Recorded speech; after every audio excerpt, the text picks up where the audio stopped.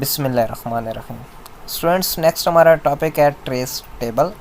A trace table is a technique use to test algorithms. Students, trace table हमारे पास क्या है? एक टेक्निक है, एक तरीकाकार है जिसमें हम किसी भी एल्गोरिदम को टेस्ट कर सकते हैं, चेक कर सकते हैं कि क्या वो ठीक है या नहीं है। In order to make sure that no logical error occur while the algorithm is being processed, यानी कि अगर हमने ये श्योर करना हो, इसकी यकीन दहानी करनी हो कि हमारे एल्गोरिदम में कोई भी लॉजिकल एरर नहीं है, तो इसके लिए हम लोग क्या चीज़ यूज़ करते हैं? ट्रेस टेबल यूज़ करते हैं। The table usually take the form of a multi column multi row table, यानी कि इस टेबल के अंदर हमारे पास मल्टी कॉलम हो सकते हैं, यानी कि एक से ज़्यादा कॉलम होंगे, और मल्टी रो यानी कि एक से ज़्यादा क्या होंगी? रोज़ होंगी। With each column showing name of data, हर एक कॉलम जो है ना वो क्या शो करेगा? नेम ऑफ डाटा शो करेगा।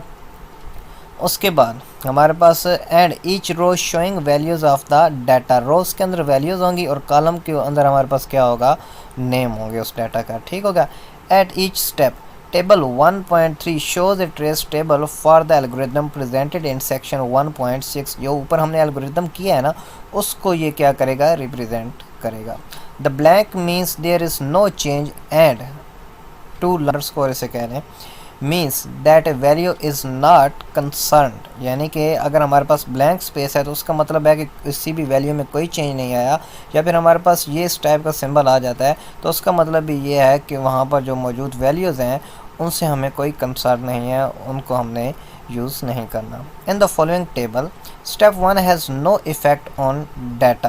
अगर स्टूडेंट्स हम लोग साथ साथ टेबल्स भी देखते रहते हैं, स्टेप 1 आप लोग जैसे कि देख सकते हैं ना, तो उसने पूरे डाटा पर कोई इफ़ेक्ट नहीं किया। जैसे कि हमारे पास जस्ट ये लाइनें जो है ना वो शो हो रही हैं, कोई वैल्यू शो नहीं हो रही, तो इससे हम लोग अंदाज़ा लगा सकते हैं कि डाटा पर कोई फ़र्क नहीं पड़ा।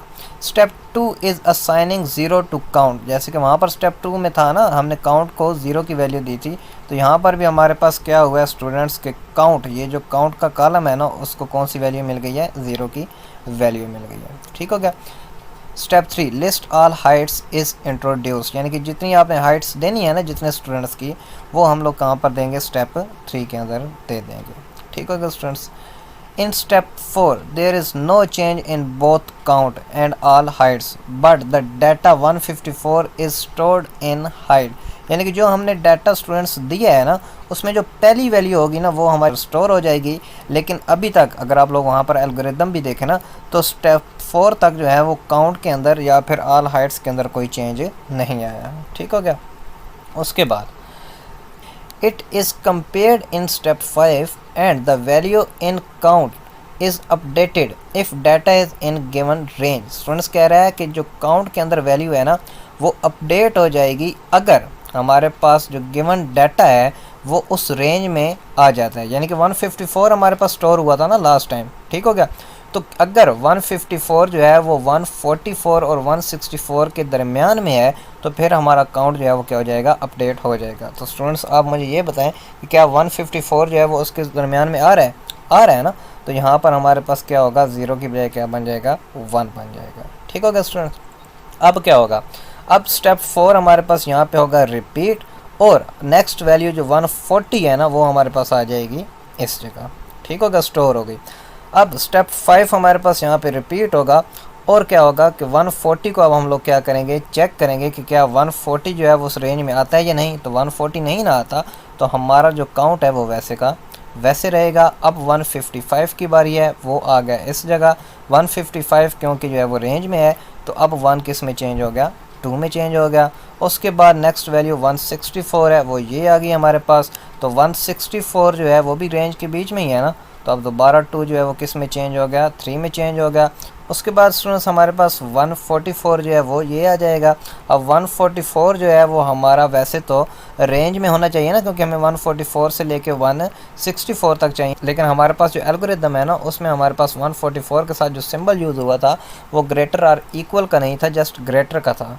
तो इसलिए यहाँ पर हमारे पास 144 से बड़ी वैल्यूज़ काउंट होंगी, 144 काउंट नहीं होगा, तो इसलिए ये जो 3 है वो वैसे का वैसे आ गया। ठीक होगा स्टूडेंट्स। तो उसके बाद स्टूडेंट्स हमारे पास यहाँ पर क्या आ जाएगा 166 आ जाएगा, और 166 भी जो है वो इस रेंज में नहीं आ रहा। तो स्टूडेंट्स यहाँ पर हमारे पास क्या हो जाएगा, दोबारा जो है वो 3 रिपीट होगा, यहाँ पर 4 नहीं आएगा, बल्कि ये 3 जो है वो दोबारा क्या आएगा, इस जगह पर आ जाएगा। ठीक है ना स्टूडेंट्स, ये 4 क्या गलत लिखा हुआ है, हमारे पास क्या आएगा, दोबारा 3 आएगा।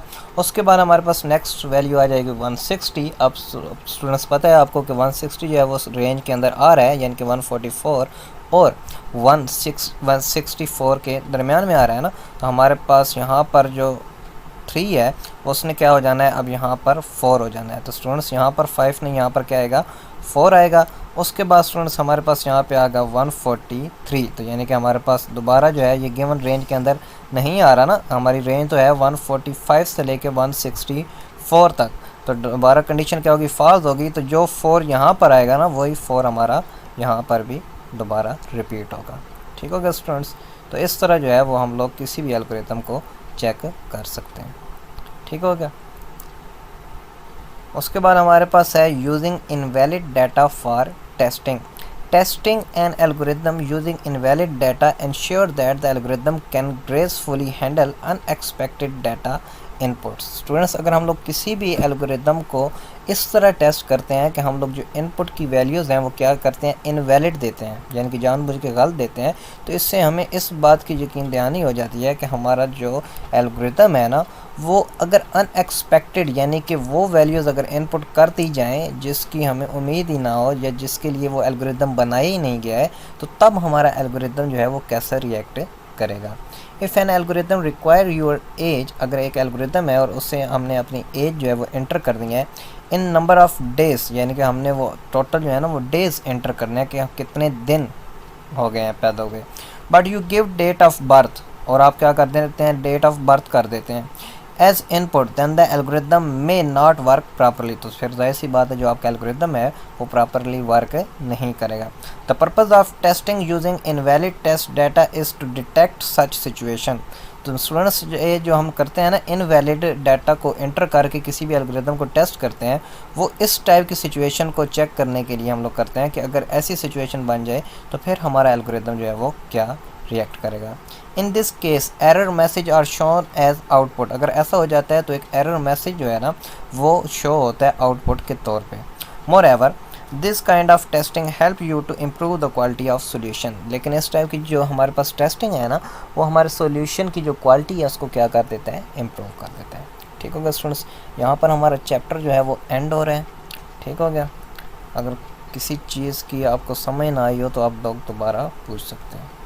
ओके, अल्लाह हाफिज़।